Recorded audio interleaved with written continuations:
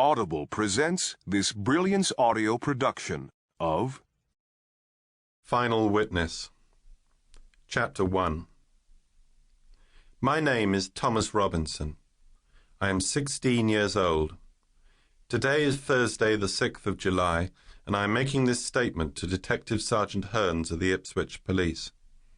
I have made 2 statements already in these proceedings.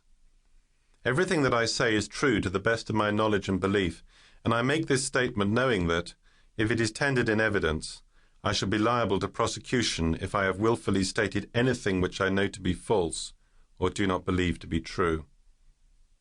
I live in the House of the Four Winds, which is on the outskirts of the town of Flight on the coast of Suffolk.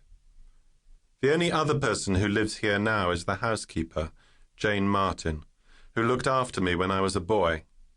My father never comes to visit me any more. My mother was killed in this house on the 31st of May last year. I described everything that happened in my first 2 statements. 2 men came and murdered her. One of them had a ponytail and a scar behind his jaw. I was here too, but hidden in a secret place behind the great bookcase at the top of the stairs. It was made for Catholic priests to hide in when the Protestants were searching for them hundreds of years ago.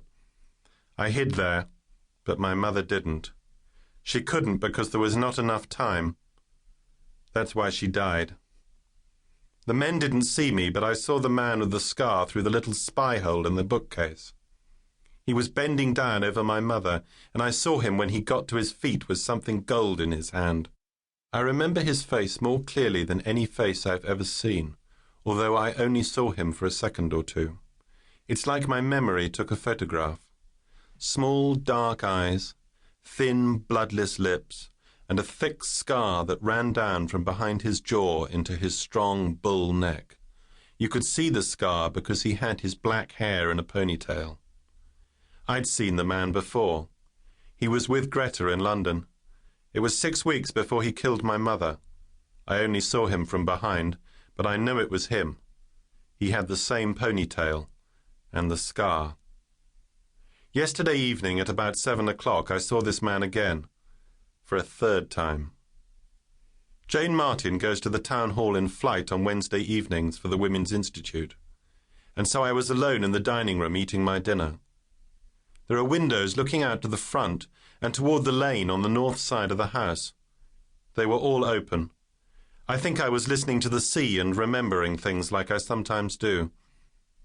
I don't suppose I would have heard them come if the television had been on, but I felt that something was wrong as soon as I heard the car pull up in the lane.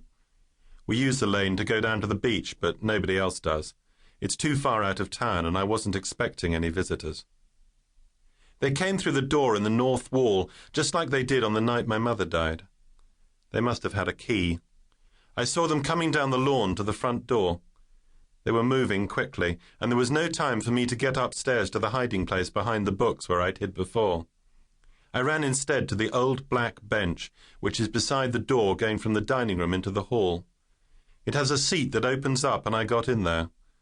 There are carvings of Matthew, Mark, Luke and John on the front, and you can see out through the holes in their eyes. When I was small, I used to climb in there when I played hide-and-seek with my mother and Aunt Jane. But now I didn't fit very well, and I was frightened, very frightened.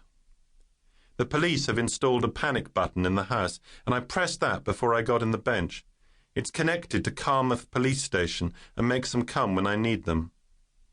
I was in the bench when they came in through the front door. There were 2 of them, and they used a key. I'm sure of that. The one with the scar was in charge, but he didn't have his hair in a ponytail this time. He wore it long, so I couldn't see the scar. He called the other man Lonnie. They wore leather jackets and jeans, and Lonnie was wearing a baseball cap. He was overweight and looked like a boxer. I'd never seen Lonnie before. I'd say they were both in their 30s, but they could have been older. They looked around the rooms downstairs for a while, but they didn't touch anything, and they had gloves on. Then the one with the scar said, "Lonnie, watch the fucking road while I go upstairs. The kid's behind that bookcase where he was before. Greta told me how it works." Lonnie came and stood really close to where I was, but I couldn't see him because he was to the side of me.